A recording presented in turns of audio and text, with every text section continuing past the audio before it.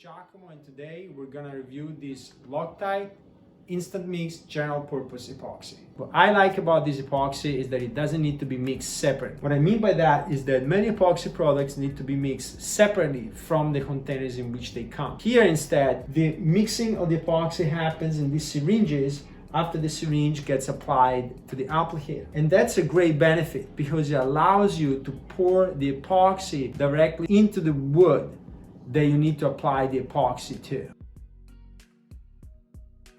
This particular epoxy, there is an extra applicator that can be set aside, and this piece was snapped off the top and the applicator installed here by a 90-degree motion. You put it in and then you move in 90 degrees.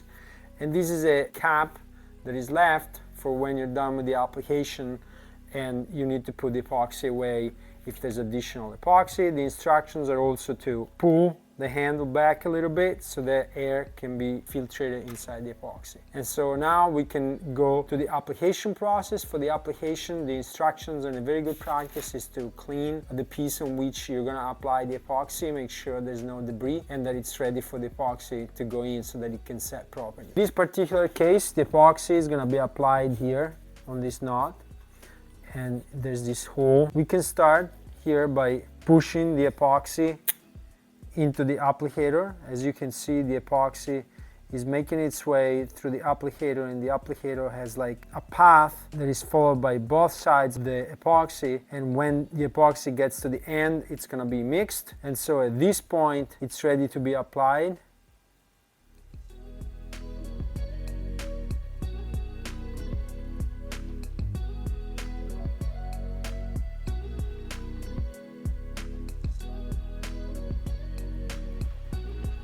We can plunge it here.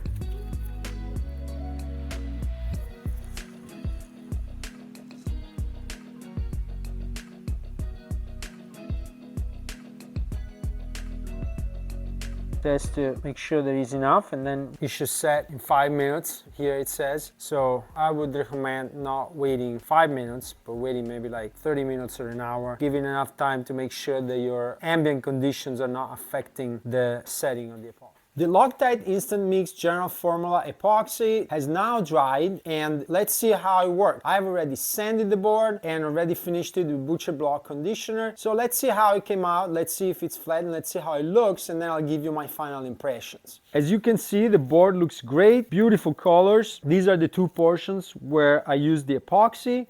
This was a bigger hole and the knot was missing, and here there was a knot with some holes, and that's what I used the epoxy. After the epoxy dried, I had no problem whatsoever sanding it. It worked really well. One important thing that I also want to mention is that this side where I used the epoxy is going to be the side where I apply the rubber feet, and the cutting side is going to be the other side. And now that I've used this product, I'm going to give you my final impressions. This was my first time using the Instant Mix General Purpose Epoxy from Loctite. I had a very good experience.